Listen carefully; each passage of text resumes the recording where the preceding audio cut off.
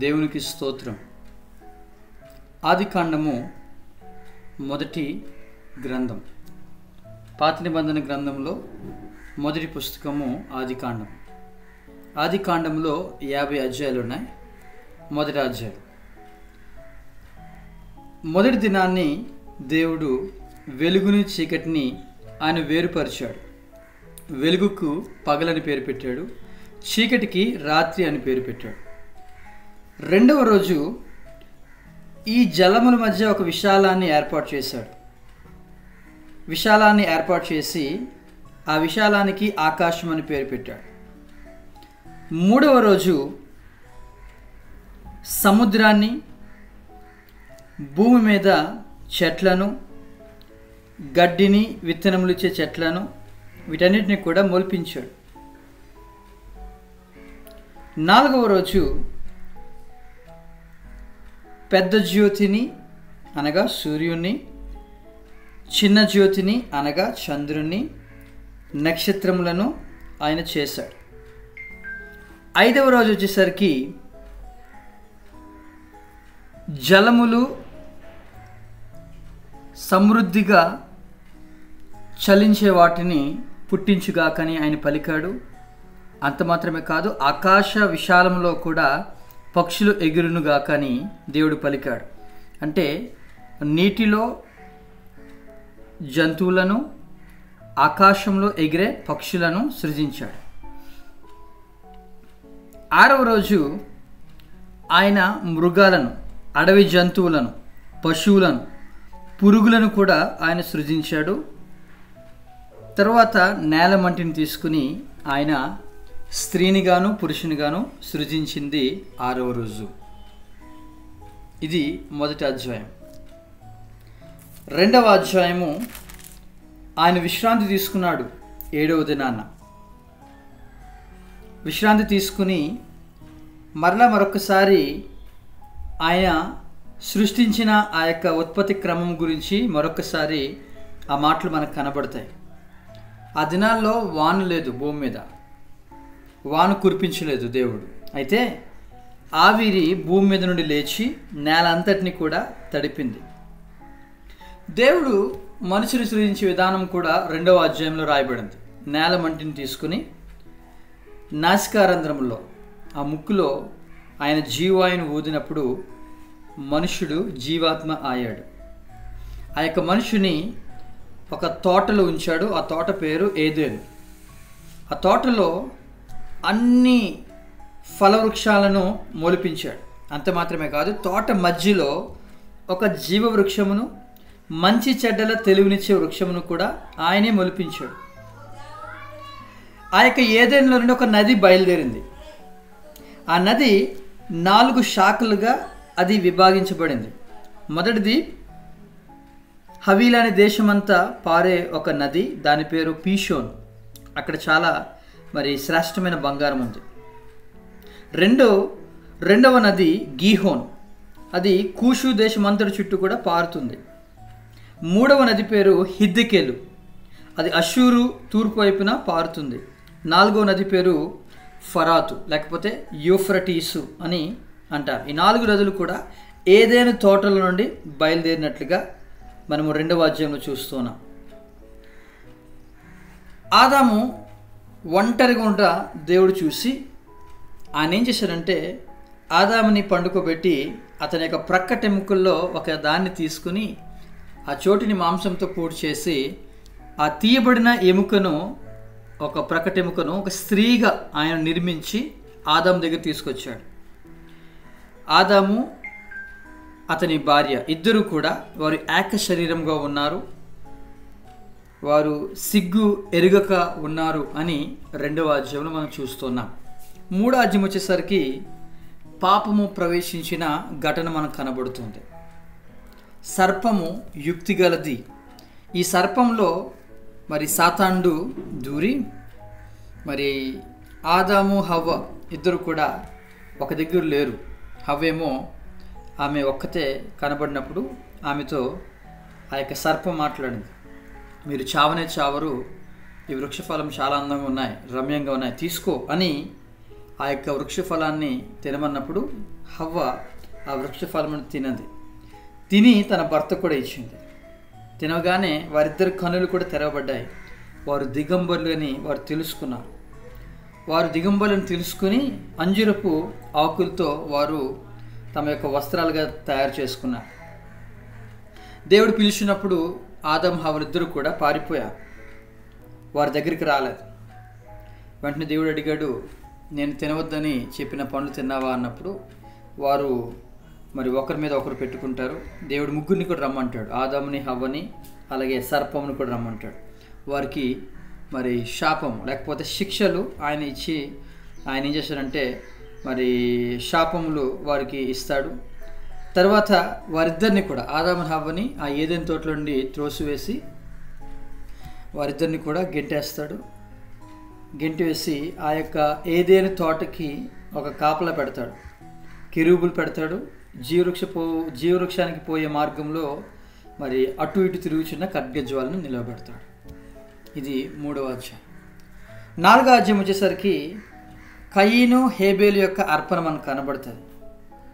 కయీను తను భూమి పంటలో అర్పణ తెస్తాడు. హేబేలు తనకు పుట్టిన ఆ యొక్క యానిమల్స్ లేకపోతే తన మందలో తొలిచూలను పుట్టిన వాటిలో క్రొవ్విన వాటిని తీసుకొస్తాడు. దేవుడు కయీని యొక్క అర్పణ అంగీకరించాడు. హేబేలు యొక్క అర్పణ అంగీకరించినప్పుడు కయీనికి చాలా కోపం వస్తుంది. తన తమ్ముని చంపేస్తాడు. అప్పుడు దేవుడు కయీనికి ఒక శిక్ష విధిస్తాడు. దేశద్రిమ్మరిగా మరి కయీను అవుతాడు, దేశద్రిమ్మరిగా తిరుగుతాడు. అక్కడే మనకి మరొక వ్యక్తి కనబడతాడు. అతని పేరు లెమెకు. లెమెక్కి 2 భార్యలు ఉన్నారు. ఆ 2 భార్యల పేర్లు ఆదా, సిల్లా. ఇద్దరికి కూడా పిల్లలు పుడతారు. ఆ పిల్లలు కూడా మంచి మంచి మరి ఒకలేమో వాయిద్యాలు వాయించే వాళ్ళకి మూల పురుషుడిగా, మరొక వ్యక్తి ఏమో ఇనుప పనిముట్లన్నింటినీ కూడా చేసే రాగి పనిముట్లు, ఇనుప పనిముట్లు చేసే ఒక వ్యక్తిగా మనం చూస్తూ ఉంటాం. అతని పేరు లెమెకు యొక్క పిల్లలు అనమాట. తర్వాత మళ్ళీ ఆదాంకి బిడ్డలు కలిగినట్టుగా మనం చూస్తూ ఉంటాం.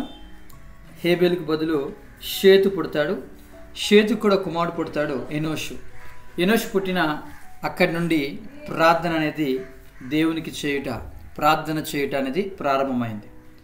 5వ అధ్యాయం అంతా కూడా వంశావళి యొక్క పేర్లు మనకు కనబడతాయి. ఆదాము యొక్క కుమారుడు షేతు, షేతు యొక్క కుమారుడు ఎనోషు యొక్క కుమారుడు కేయినాను యొక్క కుమారుడు మహలలేలు యొక్క కుమారుడు ఎరెదు యొక్క కుమారుడు హనోకు యొక్క కుమారుడు మెతూషెల యొక్క కుమారుడు లెమెకు యొక్క కుమారుడు నోవాకి 3 కుమారులు, షేము, హాము, యాపెతు. అంటే వీరి పేర్లు చెప్పానని వీరు మాత్రమే కాదు, ఇంకా కుమార్తెలు ఉన్నారు. కానీ వీరైతే జ్యేష్ఠ కుమారులు. ఈ అధ్యాయంలోనే ఎక్కువ సంవత్సరాలు బ్రతికిన వ్యక్తి కనబడతాడు. అతని పేరు మెతూషెల యొక్క తండ్రి హనోకు. చాలా తక్కువ సంవత్సరాలు బ్రతుకుతాడు.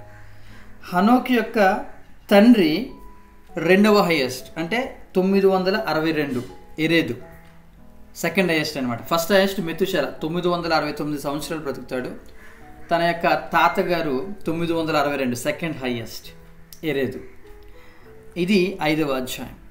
6వ అధ్యాయం వచ్చేసరికి భూలోకం అంతా కూడా చెడిపోయినట్టుగా మనం చూస్తూ ఉంటాం. అయితే దేవుడు అన్నిటిని కూడా సమస్తాన్ని కూడా నాశనం చేద్దాం అనుకుంటాడు. ఆ టైంలో నోవహు కనపడతాడు. దేవునికి ఎలా కనపడతాడంటే నీతిమంతుడే కనపడతాడు. ఆ యొక్క నోవహుతో దేవుడు అంటాడు, నువ్వు మరి అందరిని నేను తుడిచేస్తాను కాబట్టి నువ్వు మాత్రం ఒక చితిసారకపు రాణితో నీ కొరకు ఒక ఓడను చేసుకోమంటాడు. ఆ ఓడను చేసే విధానం కూడా ఆ అధ్యాయంలో మనకు కనబడుతుంది. 6వ అధ్యాయంలో అరలు పెట్టి ఆ ఓడను చేయమంటాడు. కీలు పూయమంటాడు, లోపటను వెలుపటను. దాని యొక్క ఎత్తు, దాని యొక్క పొడుగు, దాని యొక్క అన్నిటిని కూడా ఇస్తాడు. 300 మూరల పొడుగు, 50 మూరల వెడల్పు, 30 మూరల ఎత్తు. దానికి కిటికీ కూడా చేయమంటాడు. సో ఈ విధంగా ఆ ఓడను చేయమంటాడు. ఆ ఓడను చేస్తాడు నోవహు. 7వ అధ్యాయం వచ్చేసరికి ఆ ఓడలోనికి నోవహు యొక్క కుటుంబాన్ని వెళ్ళమంటాడు దేవుడు.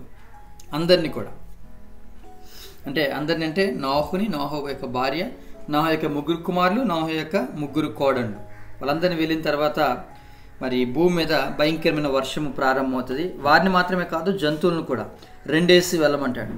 పవిత్ర జంతువుల్లో 7 పెంటులు, 7 పవిత్రము కాని జంతువుల్లో ప్రతి జాతి పోతును, పెంటియు 2. ఈ విధంగా మరి జంతువులను కూడా మరి కాపాడబడినట్లుగా నోహుతో మాట్లాడతాడు.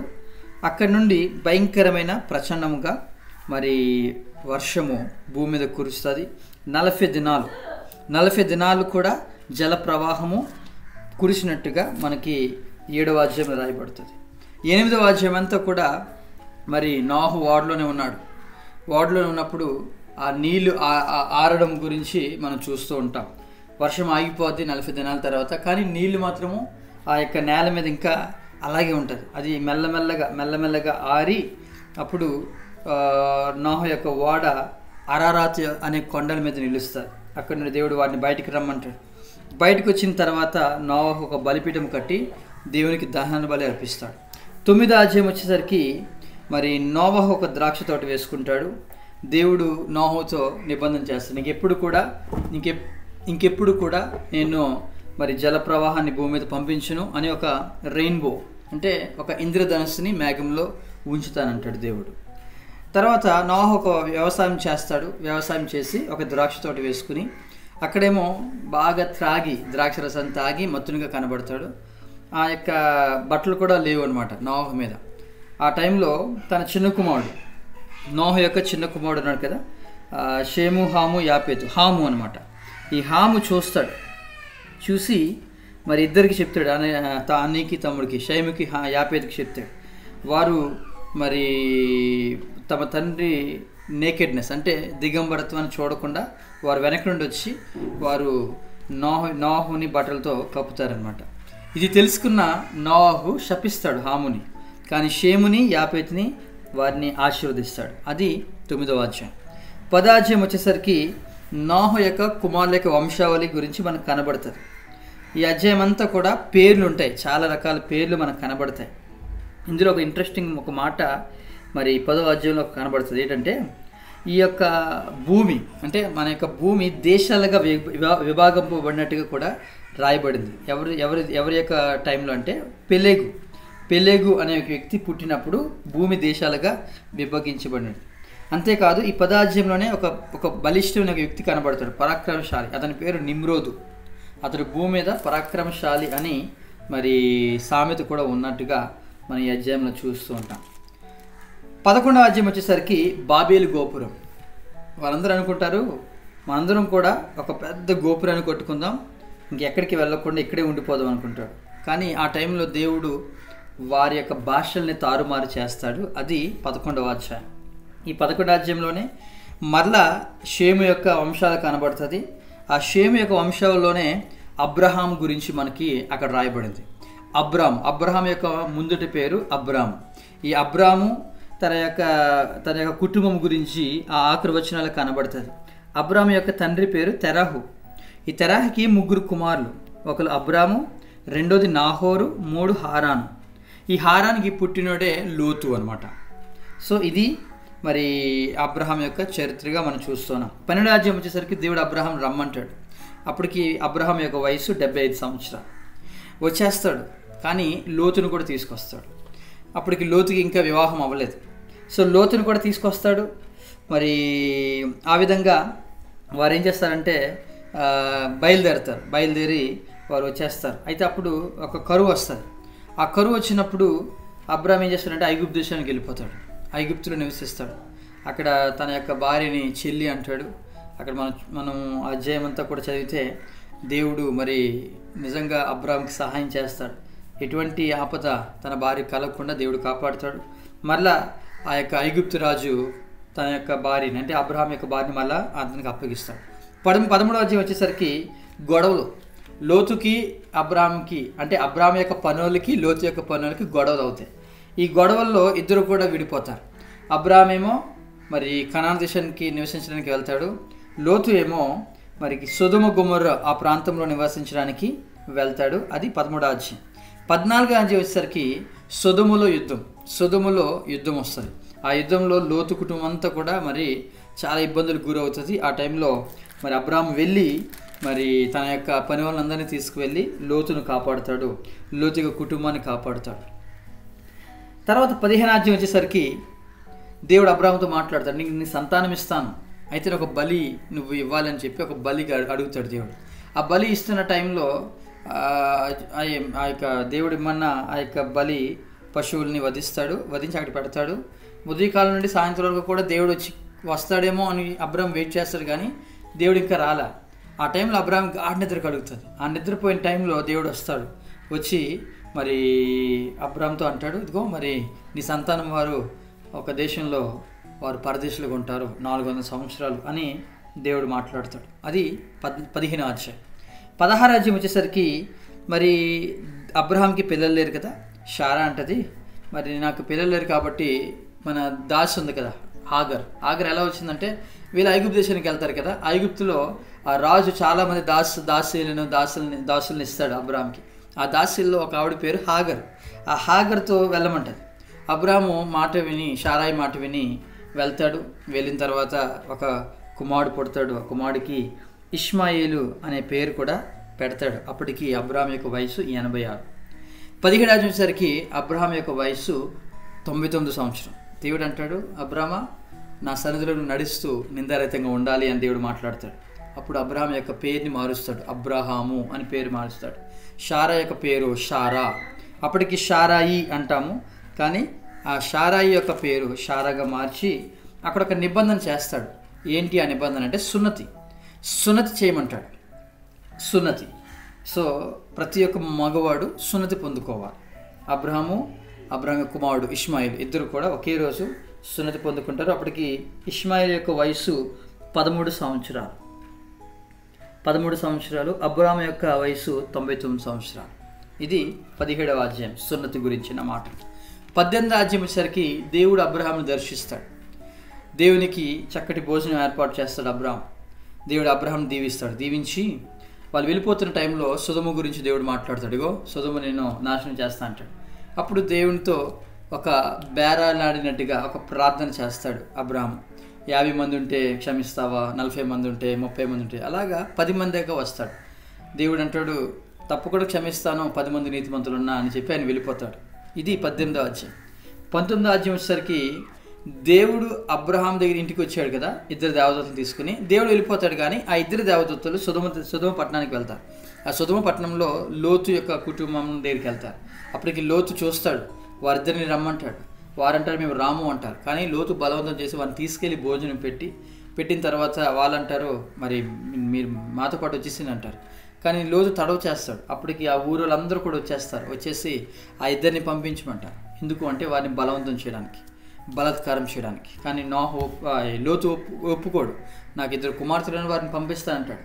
కానీ అప్పటికి ఆ దేవదూతలు లోతు యొక్క చేతిని పట్టేసుకుని మనం వెళ్ళిపోదామని చెప్పి దేవుడు నాశనం చేయబోతున్నాడు అని చెప్పి లోతు యొక్క భార్య లోతు యొక్క 2 కుమార్తెలను చేతి పట్టుకుని వారిని తీసుకెళ్ళిపోయి వారిని ఊరు బయట ఉంచి మీరు ఎక్కడ నుండి పారిపోమంటారు. కానీ ఒక మాట చెప్తారు, వెనక్కి చూడొద్దని. కానీ వారు వెళ్తున్న టైంలో లోతు భార్య వెనక్కి చూసి మరి ఆమె ఉప్పు స్తంభం అయిపోయినట్టుగా 19వ అధ్యాయంలో రాయబడింది. లోతు మాత్రమే, తన కుమార్తెలు మాత్రమే వారు తప్పించుకుంటారు. వారు సోయర్కి వస్తారు. సోయర్కి వచ్చి అక్కడి నుండి వారు ఎక్కడికి వెళ్తారంటే ఒక గుహలోకి వెళ్ళిపోతారు, ఒక పర్వతం దగ్గరికి వెళ్ళిపోతారు. సోయర్ నుండి ఒక పర్వతం దగ్గరికి వెళ్ళిపోతారు. ఆ పర్వతంలో ఒక గుహలో నివసిస్తారు. అక్కడ వారు చేయకూడని పాపం చేస్తారు. తండ్రితో మరి 2 కుమార్తెలు కూడా, పెద్ద కుమార్తె అలాగే చిన్న కుమార్తె ఇద్దరు కూడా మరి వారు తండ్రితో పాపం చేసినప్పుడు 2 వ్యక్తులు మరి జన్మిస్తారు. వారిద్దరు కూడా మోయాబీలకు ఒక మూల పురుషుడు, అమ్మోనీయులకు ఒక మూల పురుషుడిగా 2 వ్యక్తులు, మోయాబు ఒక అతని పేరు, మరొక వ్యక్తి పేరు బెన్నమ్మి, ఇద్దరు జన్మిస్తారు. అది లోతు కుటుంబం. ఇది 19వ అధ్యాయం. 20వ అధ్యాయం వచ్చేసరికి అబ్రాము అక్కడి నుండి వేరే ప్రాంతానికి వెళ్తాడు. ఎక్కడికి వెళ్తాడంటే గెరారు అనే ప్రాంతానికి వెళ్తాడు. ఈ గెరారు అనే ప్రాంతంలో గెరారు రాజు, అతని పేరు అబీమెలెకు. అతను అబ్రాహాం యొక్క భార్య షారాని చూసి, చాలా అందంగా ఉంది చూసి షారాని చూసి ఇంటికి పిలిపించుకుంటాడు. ఎవరైనా అడుగుతాడు, అబ్రాహాం మళ్ళీ సేమ్ స్టోరీ చెప్తాడు, నా చెల్లి అంటాడు. తీసుకెళ్తాడు. అక్కడ మళ్ళా దేవుడు అడ్డగిస్తాడు అబీమెలెకుని. సో చివరికి మళ్ళా అబీమెలెకు ఆ షారాని అబ్రాహాంకి అప్పగిస్తున్నప్పుడు అబ్రాహాము వారి గురించి ప్రార్థన చేస్తాడు. అప్పుడు మరలా అబీమెలెకు ఇంట్లో ప్రతి ఒక్క స్త్రీ కూడా గర్భం ధరించి పిల్లల్ని కంటారు. అంతవరకు కూడా వారి యొక్క గర్భాలు మూయబడతాయి. 21వ అధ్యాయం వచ్చేసరికి దేవుడు అబ్రహామును దర్శించి అబ్రహాం కుమారుని ఇస్తాడు. అతని పేరు ఇస్సాకు. ఇస్సాకు పుట్టిన తర్వాత ఈ ఇస్సాకు పాలు మానిపించిన దినాన్న ఒక గొప్ప విందు చేస్తాడు, పార్టీ చేస్తాడు అబ్రహాం. ఆ పార్టీలో హాగరు యొక్క కుమారుడు ఇష్మాయిల్ ఇద్దరు కూడా మరి బయటికి గెంటేయబడతారు. వారిద్దరూ బయటికి వెళ్ళిపోయినప్పుడు ఆ చిన్న పిల్లవాడు కదా అప్పటికి, ఆ ఇద్దరిని కూడా బయటికి గెంటేయమన్నప్పుడు వారు వెళ్ళిపోతారు. వారు వెళ్ళిపోయినప్పుడు ఆ చిన్నోడికి తాగడానికి కూడా నీళ్ళుండవు. ఆ టైంలో దేవుడు ఆమె యొక్క నేత్రాలు కళ్ళు తెరిచినప్పుడు ఆమెకు ఆ పిల్లవాడికి నీళ్లు త్రాగిస్తారు. దేవుడు ఆ చిన్నవాడికి అంటే ఇష్మాయిల్కి తోడైనట్టుగా ఆ జనం మనకు కనబడుతుంది. ఆ టైంలో మళ్ళీ అబీమెలెకు మళ్ళీ అబ్రహాం దగ్గరికి వచ్చి వారితో మాట్లాడి ఆ బావుల గురించి మాట్లాడతాడు. బావులు త్రవ్వించిన విషయం గురించి మాట్లాడతాడు. అది 21వ అధ్యాయం. 22వ అధ్యాయం వచ్చేసరికి దేవుడు అబ్రహాంను పరిశోధిస్తాడు. నీ కుమారుని నాకు ఇమ్మంటాడు. అబ్రహాం ఇచ్చేస్తాడు. ఇచ్చేసినప్పుడు దేవుడు అంటాడు, వద్దొద్దు, నువ్వు నీ కుమారుని తీసుకెళ్ళిపో, నీ వెనకాల చూడు, ఆ వెనకాల ఒక పొట్టేలు ఉంది, ఆ పొట్టేలుని అర్పించు అంటాడు. అక్కడ దేవుడు అబ్రహాంని ఆశీర్వదిస్తాడు. ఆ టైంలోనే షారా యొక్క మరి చివరి దశ మనకు కనబడుతుంది. 23వ అధ్యాయం వచ్చేసరికి షారా చనిపోతుంది. ఆ చనిపోయిన టైంలో మరి అబ్రహాము ఒక శ్మశాన భూమిని కొంటాడు షారాముని పాతిపెట్టడానికి. ఆ యొక్క శ్మశాన భూమి కూడా చాలా కాస్ట్లీ. ఆ శ్మశాన భూమిని కొని షారాముని అందులో పాతి పెడతాడు. అది 23వ అధ్యాయం. 24వ అధ్యాయం వచ్చేసరికి తన కుమారుడు ఇస్సాకి ఒక చక్కటి వివాహాన్ని ఏర్పాటు చేస్తాడు అబ్రహాం. తన యొక్క పనివాడిని పంపించి ఎలియాజరు అతన్ని పంపించి వివాహం గురించి చెప్తాడు. ఆ యొక్క ఎలియాజరు వెళ్ళి మరి ఏ స్త్రీ అయితే తన యొక్క కడవని దించి నాకు దాహానికి నీళ్ళిస్తుందో, నాకు మాత్రమే కాదు ఒంటెలకు కూడా సో అంటదో, ఆమె మరి భార్య, నా యజమాని యొక్క కుమారునికి భార్య అంటాడు. నిజంగా అదే విషయము మనకి కనబడుతుంది. రిబ్కా అదే విధంగా చేస్తుంది. వెళ్ళి కడవను దించి ఎలియాజర్కి నీళ్ళు ఇస్తుంది. అతను మాత్రమే కాదు అతని యొక్క ఒంట్లన్నిటికీ. తర్వాత ఆ యొక్క ఎలియాజరు వారి ఇంటికి వెళ్తాడు. రిబ్కా ఇంటికి వెళ్తాడు. రిబ్కా ఇంటికి వెళ్ళిన తర్వాత అక్కడే మరి విశ్రాంతి తీసుకుని ఆ మరుసటి రోజు మళ్ళీ బయలుదేరిపోయినప్పుడు రిబ్కాను కూడా తీసుకువెళ్తాడు. రిబ్కాని మరి తన యొక్క యజమాని యొక్క కుమారునికి భార్యగా మరి అవుతుంది. ఆమె పేరు రిబ్కా. సో ఇస్సాకు రిబ్కా వాళ్ళ యొక్క వివాహము ఆ విధంగా మనకి 24వ అధ్యాయం కనబడతాయి. 25వ అధ్యాయం వచ్చేసరికి అబ్రాహాము మళ్ళా పెళ్లి చేసుకుంటాడు. మూడవ భార్య ఆమె పేరు కెతూరా. ఆమె ద్వారా కొంతమంది పిల్లలు పుడతారు. తర్వాత అబ్రాహాము 175 సంవత్సరంలో చనిపోతాడు. ఆ యొక్క అబ్రహాముని ఇద్దరు కుమారులు ఇస్సాకు అలాగే ఇష్మాయిల్ ఇద్దరు కూడా వారు పాతి పెడతారు. తర్వాత అదే అధ్యాయంలో మనకి ఇస్సాకు యొక్క స్టోరీ కనబడుతుంది. అప్పటికి ఇస్సాకు యొక్క భార్యకి అంటే రిబ్కాకి పిల్లలు లేరు. ఆమె ఇంకా గర్భవతి కాదు. ఆ విషయంలో మరి ఆమె గొడ్రాలని బైబిల్ తెలియజేస్తుంది. అయితే ఆ విషయంలో ఇస్సాకు మరి దేవుని వేడుకున్నప్పుడు ఆమె యొక్క గర్భాన్ని దేవుడు ఓపెన్ చేశాడు. ఇద్దరు కూడా మరి శిశువులు ఉన్నట్టుగా ఆమె గ్రహించింది. వారిద్దరు కూడా కవలవారని బైబిల్ తెలియజేస్తుంది. ఆ ఇద్దరు కూడా పుడతారు. అతని పేరు యాకోబు అలాగే ఏశావు. వారిద్దరు కూడా ఎదిగిన తర్వాత వారి యొక్క మరి స్థితికి తగినట్టుగా ఏశావు రోమాలు కలిగిన వ్యక్తి, నున్నని శరీరం ఏమో యాకోబుకి అనమాట. ఈ యాకోబు ఒకరోజు ఇంట్లో ఎప్పుడు ఉంటాడు, ఇంట్లో వంట చేసుకుంటుంటే ఏశావు అలసిపోయి వచ్చి ఆ యొక్క చిక్కుడుకాయ వంటకం నాకు ఇమ్మంటాడు. అప్పుడు యాకోబు అడుగుతాడు, నీ జ్యేష్ఠత్వం నాకు ఇచ్చేసే అంటాడు. ఇచ్చేస్తాడు. ఆ విధంగా తన యొక్క జ్యేష్ఠత్వాన్ని తృణీకరించినట్టుగా 25వ అధ్యాయంలో రాయబడింది. 26వ అధ్యాయం వచ్చేసరికి ఇస్సాకు గెరారుకి వెళ్ళిపోతాడు. గెరారు లోయ, ఈ రెండు ప్రాంతాలు గుర్తుపెట్టుకోవాలి. 26వ అధ్యాయం ఆ యొక్క ప్రాంతంలో వెళ్ళిన తర్వాత కానీ దేవుడు ఆశీర్వదిస్తాడు. మళ్ళా సేమ్ స్టోరీ. అబ్రహాం ఏ విధంగా తన భార్యని సిస్టర్ అన్నాడో, సహోదరి అన్నాడో, ఇక్కడ కూడా ఇస్సాకు కూడా తన యొక్క భార్యని సహోదరి అంటే చెల్లి అంటాడు. కానీ దేవుడు నిజంగా ఇస్సాకు యొక్క భార్యని కూడా కాపాడుతాడు. తర్వాత ఇస్సాకుని గెంటేస్తారు అబీమెలెకు వాళ్ళు. అప్పుడు గెరారు లోయలోకి వెళ్ళిపోతాడు. అక్కడి నుండి మళ్ళా ఆ లోయలో దేవుడు మరి ఇస్సాకుని ఆశీర్వదిస్తాడు. ఆ ఆశీర్వాదం చూసి మళ్ళీ అబీమెలెకు వచ్చి ఒక ప్రామిస్ చేస్తాడు, నువ్వు హాని చేయొద్దు మాకు కానీ మా జనాలకు కానీ, మేము కూడా నీకు హాని చేయమంటాడు. సో అది మనకి 26వ అధ్యాయము. అదే అధ్యాయంలో యాషావు గురించి కూడా రాయబడింది. యాషావు కొంతమంది వ్యక్తుల్ని పెళ్లి చేసుకుంటాడు. 27వ అధ్యాయం వచ్చేసరికి మోసం కనబడుతుంది. ఇస్సాకేమో తన యొక్క నేత్రాలు కనబట్టలేని టైంలో అనుకుంటాడు, నా యొక్క కుమారుని నేను ఆశీర్వదిస్తానని చెప్పి. తనకి ఇష్టమైన కుమారుడు ఉన్నాడు కదా యాషావుని, అతనికి ఆశీర్వాదం ఇవ్వాలనుకుంటాడు. యాషావుని పంపిస్తాడు, నువ్వు వెళ్ళి మంచి వేటాడి తీసుకురమ్మంటాడు. కానీ అప్పటికి ఈ మాటలు విన్న రిబ్కా తన యొక్క చిన్న కుమారుడికి ఆశీర్వాదం దక్కాలని ఇంట్లో ఒక మంచి పశువుని తీసుకురమ్మంటాడు. ఆ పశువుని చక్కగా వండి మరి యాకోబు ద్వారా పంపిస్తుంది. ఆ యాకోబుకి వస్త్రాలు, ఎలాంటి వస్త్రాలు అంటే రోమములు కలిగిన వస్త్రాలు వేస్తుంది. ఒక గోట్ స్కిన్ లాంటిది వేసిన తర్వాత మరి ఆశీర్వాదం కోసం పంపిస్తే యాకోబు వెళ్తాడు. కానీ స్వరం అయితే యాకోబుగా ఉంటుంది, కానీ తడిమి చూస్తే యాషావు అని అక్కడ ఇస్సాకు ఒక మాట అంటాడు. తర్వాత నిజంగా యాకోబునే దీవిస్తాడు. ఆ ఆశీర్వాదం అంతా కూడా యాకోబుకి వస్తుంది. యాషావు వస్తాడు. యాషావు వచ్చిన తర్వాత యాషావుకి ఏ ఒక్క ఆశీర్వాదం కూడా మిగలదు. అంత ఆశీర్వాదం యాకోబే మరి దొంగిలిస్తాడు. ఈ విషయం తెలుసుకున్న యాషావు చంపాలనుకుంటాడు. ఆ టైంలో 28వ అధ్యాయం వద్దాం. 28వ అధ్యాయంలో యాకోబుని పంపించేస్తారు. ఎందుకంటే యాకోబుని చంపడానికి యాషావు ఎప్పుడైతే అనుకుంటాడో వెంటనే యాకోబుని తన తల్లి రిబ్కా ఏం చేస్తానంటే, నువ్వు వెళ్ళిపో, మా యొక్క అన్ని ఇంటికి వెళ్ళిపో అంటాడు. అన్ని ఎవరో కాదు, లాబాన్ ఇంటికి వెళ్ళిపో అని చెప్తాడు. సో యాకోబుని పంపించేస్తే యాకోబు ఒక్కడే ఒంటరిగా వెళ్ళిపోతాడు. వెళ్ళిపోయి బేర్షెబా అరణ్యంలో అతడు ఒక్కడే ఆ నైట్ టైంలో పడుకుంటాడు. దేవునితో మాట్లాడతాడు. దేవుడు తోడుగా ఉంటే నేను దేవుని కోసం అనేక విషయాలు చేస్తా అంటాడు, మొక్కుకుంటాడు. ఆ విషయాలన్నీ కూడా 28వ అధ్యాయంలో మనకు కనబడతాయి. 29వ అధ్యాయం వచ్చేసరికి యాకోబు ఆ ప్రాంతానికి వెళ్ళిపోతాడు. ఆ ప్రాంతం అంటే లాబాను యొక్క ప్రాంతానికి వెళ్ళిపోతాడు. వెళ్ళిపోయి అక్కడ తను ఏం చేస్తాడంటే మరి కొన్ని సంవత్సరాలు లాబాన్ దగ్గర కొలువు చేస్తాడు. కొన్ని సంవత్సరాలు లాబాన్ దగ్గర 7 సంవత్సరాలు ఏమో రాహేలు కోసం, మరొక 7 సంవత్సరాలు మరలా రాహేలు కోసం. ఫస్ట్ చేసిన 7 సంవత్సరాలు రాహేల కోసం చేశాడు, కానీ లేయని పొందుకుంటాడు. రెండోసారి చేసింది రాహేల్ కోసం చేస్తాడు. మూడోసారి ఇంకో 6 సంవత్సరాలు మరలా కొలువు చేస్తాడు. ఎందుకంటే ఇష్టమై ఇంకా నేను చేస్తానంటాడు. అలాగా 7 + 7 + 6 అంటే 14 + 6 20 సంవత్సరాలు కొలువు చేస్తాడు. అక్కడే ఉంటాడు 20 సంవత్సరాలు. చాలామంది పిల్లల్ని కంటాడు. ఈ యొక్క 29వ అధ్యాయం అంతా కూడా మరి ఆ విధంగా మనకి తన యొక్క పిల్లల గురించి రాయబడింది. యాకోబు యొక్క పిల్లలు 12 మంది, ఒక కుమార్తె, మొత్తం 13 మంది పిల్లలు. 30వ అధ్యాయం అంతా కూడా ఆ పిల్లల గురించే మళ్ళీ రాయబడుతుంది.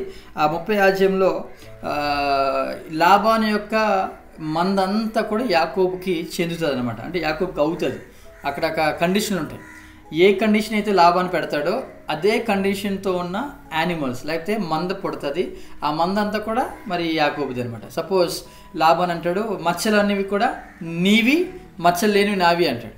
అప్పుడు మచ్చలు ఉన్నవే పుడతాయి. సో మచ్చలన్నీ కూడా యాకోబుకి వెళ్ళిపోతాయి. ఈసారి అంటాడు, మచ్చలు లేనివి నీవి, మచ్చలు ఉన్నవి నావి అంటాడు. కానీ మచ్చలు ఉన్నవి పుట్టవు, అప్పుడు మచ్చలు లేనివి పుడతాయి. ఆ విధంగా మొత్తం మా ఆస్తి అంతా కూడా యాకోబుకి వెళ్ళిపోద్ది. 31వ అధ్యాయం వచ్చేసరికి యాకోబు ఇక్కడ నుండి అంటే లాబాన్ దగ్గర నుండి వెళ్ళిపోతాడు. ఆ టైంలో లాబాన్ ఇంట్లో ఉండడు. సో అక్కడ నుండి వెళ్ళిపోతున్నప్పుడు లాబానికి ఆ విషయం తెలుస్తుంది. లాబాన్ వస్తాడు. వచ్చి మరి యాకోబుని ఏమండు, కానీ ఎందుకు నువ్వు వెళ్ళిపోయావు, నువ్వు వెళ్ళిపోయావు కానీ నా యొక్క గృహదేవతలు ఎందుకు దొంగిలించావు అంటాడు. అక్కడ ఒక చిన్న గొడవలోకి జరుగుతుంది. వెంటనే అంటాడు, వెతుకుతాడు కానీ ఎక్కడ దొరకదు. ఈ రాహేల్ ఏం చేస్తుందంటే ఆ గృహదేవతలు తీసుకుని తన యొక్క ఒంటిలో సామాగ్రిలు వేసుకుని ఆమె అంటది, నేను కడగా ఉన్నాను, నేను ఒక చిన్న ప్రాబ్లంతో ఉన్నాను, నేను లేవకూడదు అంటది. కానీ ఆమె దొంగిలిస్తుంది. ఆ విషయం యాకోబు తెలియదు. సో అది మనకి 31వ అధ్యాయం. 32వ అధ్యాయం వచ్చేసరికి యాకోబు మరి దేవుని ఎదుర్కొన్న ఒక సన్నివేశం మనకు కనబడుతుంది. యాకోబుకు ఒక విషయం తెలుస్తుంది. యాషావు వస్తున్నాడు అనగానే భయం పడుతుంది. అమ్మో మా అన్నయ్య వస్తున్నాడు చంపేయడానికి.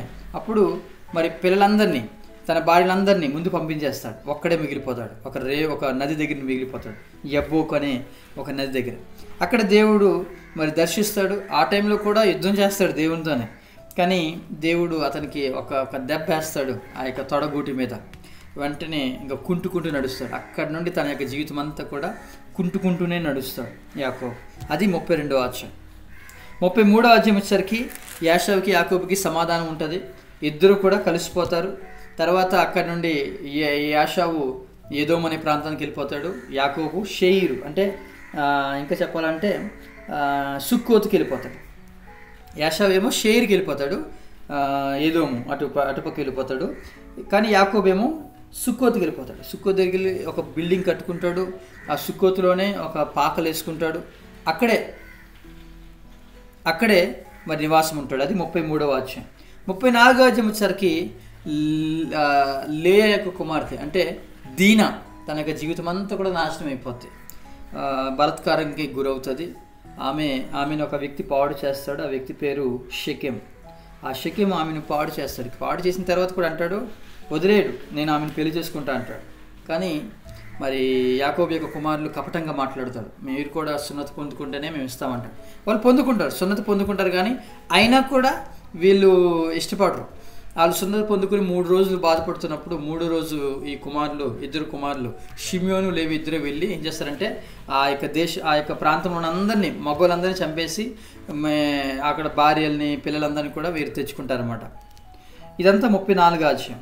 35వ అధ్యాయం వచ్చేసరికి మరి చుట్టుపక్కల ఉన్న అందరూ కూడా యాకోబు యొక్క ఫ్యామిలీకి అటాక్ చేద్దామని వెళ్తారు. కానీ దేవుడు కాపాడుతాడు.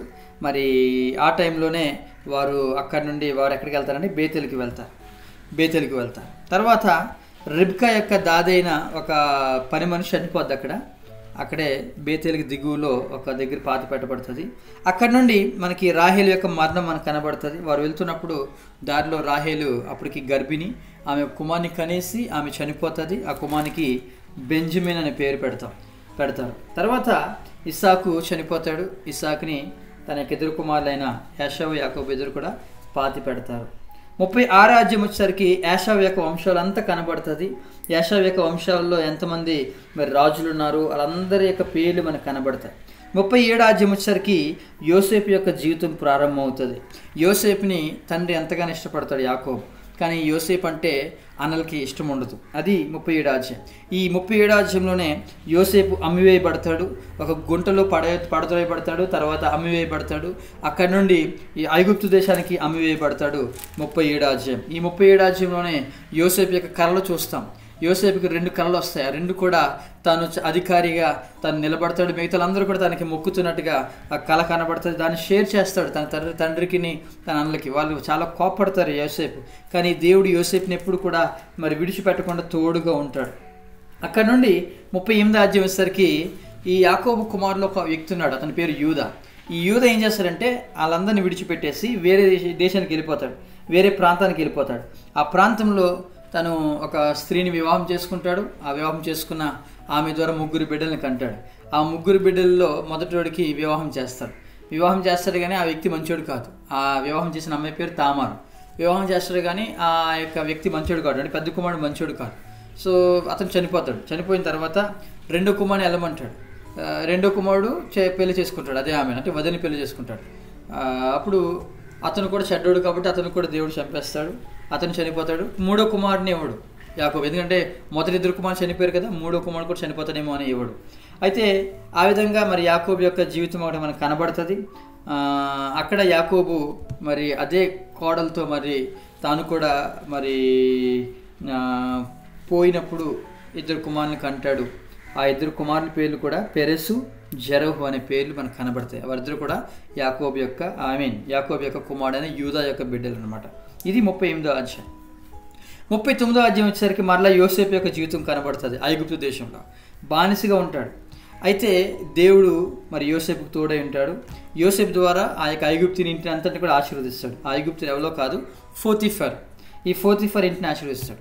ఆ టైంలో పోతీఫర్ యొక్క భార్య మరి నిజంగా నింద మోపుతుంది. ఆ నిందలో కూడా మరి యోసేపు మరి చాలా బాధపడినా కూడా దేవుడు అతని పక్షాన ఉన్నాడు. జైల్లో తీసుకెళ్ళేస్తా. అది మరి 39వ అధ్యాయం. 40వ అధ్యాయం సరికి జైల్లో ఉన్న జీవితం కనబడుతుంది. జైల్లో 2 వ్యక్తులు మనకు కనబడతారు. ఒకలేమో పానదాయకుల అధిపతి, 2 భక్ష్యకారుల అధిపతి. పానదాయకుల అధిపతికి భక్ష్యకారుల అధిపతికి కళలు వస్తాయి.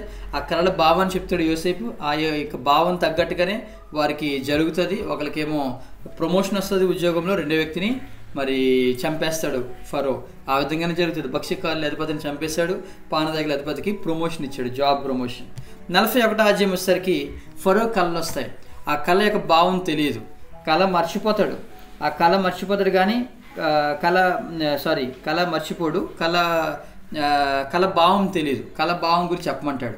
ఆ టైంలో ఈ పానదాయకులు అధిపతి చెప్తాడు, యోసేపు ఉన్నాడు, యోసేపు పిలవండి అంటాడు. యోసేపు వచ్చి కళ యొక్క మరి భావాన్ని చెప్పేసరికి మరి యోసేపునే మూడవ అధికారిగా మరి ఫరో తన రథం మీద ఎక్కించి అతనికి ఒక భార్యని ఇస్తాడు. ఆమె పేరు యోసేపు యొక్క భార్య, ఆమె పేరు ఆసెనతు. ఆమెని ఇచ్చి ఇద్దరు కుమారుని కూడా కంటాడు, మనష్షే, ఎఫ్రాయిం అనే ఇద్దరు పిల్లల్ని కంటాడు. ఇది మరి 41వ అధ్యాయం. 42వ అధ్యాయం వచ్చేసరికి మరి ధాన్యం ఉండదు. ఐగుప్తులో ధాన్యం ఉంది, కనానులో ధాన్యం ఉండదు. సో ఐగుప్తు ధాన్యం ఉంది, వెళ్ళి కొనుక్కుని అన్నప్పుడు తమ్ములందరూ కూడా, అంటే ఈ అన్నలందరూ కూడా, యాకోబు యొక్క పిల్లలందరూ కూడా వెళ్ళి వారు తీసుకుంటారు. అది 42వ అధ్యాయము. యోసేపు గుర్తుపట్టి వారితో చాలా కఠినంగా మాట్లాడతాడు. వారందరూ కూడా యోసేపు దగ్గర మరి మోకరిస్తారు, అంటే వారు సాగిలపడి నమస్కరిస్తారు. 43వ అధ్యాయం వచ్చేసరికి మరి చాలా ట్రిక్స్ చేస్తూ ఉంటాడు యోసేపు. కరువు చాలా భారంగా ఉన్నప్పుడు మరి వారికి డబ్బులు తీసుకోకుండా వారికి భోజనం ఇస్తాడు, ధాన్యం ఇస్తాడు. మరలా వారిలో ఒక వ్యక్తిని, ఎవరినంటే షిమ్యోన్ని మరి పట్టుకుని బెంజమిన్ కూడా తీసుకురమ్మంటాడు. అది మనకి 43వ అధ్యాయంలో కనబడుతుంది. 44వ అధ్యాయం వచ్చేసరికి మరలా ఈ బెంజమిన్ అరెస్ట్ చేస్తారు. ఎలాగంటే తన యొక్క గిన్నె ఉంటుంది కదా, ఆ గిన్నె బెంజమిన్ యొక్క గోనె సంచిలో పెడతాడు. ఆ బెంజమిన్ని అరెస్ట్ చేసి తను పెట్టుకోబోతుంటే యోధ అంటాడు, అయ్యా వద్దయ్యా, మా నాన్నగారు చనిపోతారు అన్నప్పుడు అప్పుడు తను ఏం చేస్తాడంటే మరి వారికి 44వ అధ్యాయంలో అదంతా జరుగుతుంది. 45వ అధ్యాయం వచ్చేసరికి తను యోసేపు అని వారికి చెప్పుకొని నా తండ్రి గారిని తీసుకురండి అని చెప్పి పంపిస్తాడనమాట. 46వ అధ్యాయం వచ్చేసరికి వీళ్ళందరూ కూడా బయలుదేరతారు. ఎక్కడికి అంటే యోసేపు దగ్గర రావడానికి, అంటే ఐగుప్తు దేశానికి రావడానికి బయలుదేరతారు. అది 46వ అధ్యాయం. 47వ అధ్యాయం వచ్చేసరికి మరి వీళ్ళందరూ కూడా ఎవరు, యోసేపు యొక్క అన్నలందరూ కూడా మరి వచ్చేసిన తర్వాత వారిని ఆ యొక్క ఐగుప్తు రాజు అయిన ఫరో దగ్గర పరిచయం చేసి వారికి గోషేను అనే దేశాన్ని వారికి అప్పగిస్తాడు. అది 47వ అధ్యాయం. 48వ అధ్యాయం వచ్చేసరికి ఆశీర్వాదం. ఎఫ్రాయిము మనషేని ఇద్దరిని ఆశీర్వదిస్తాడు. ఎఫ్రాయింని ఎక్కువగా ఆశీర్వదిస్తాడు, మనషేని తక్కువగా ఆశీర్వదిస్తాడు యాకోబు. అది 48వ అధ్యాయం. 49వ అధ్యాయం వచ్చేసరికి యాకోబు యొక్క కుమారులందరినీ కూడా యాకోబు దీవిస్తాడు. అదే అధ్యాయంలో మరి యాకోబు చనిపోతాడు. 50వ అధ్యాయం వచ్చేసరికి ఆ యొక్క యాకోబుని మరి పాతి పెడతారు. ఎక్కడికి పాతి పెడతారంటే అబ్రహాం కొన్న శ్మశాన భూమిలో పాతి పెడతారు. తర్వాత యోసేపు కూడా చనిపోతాడు.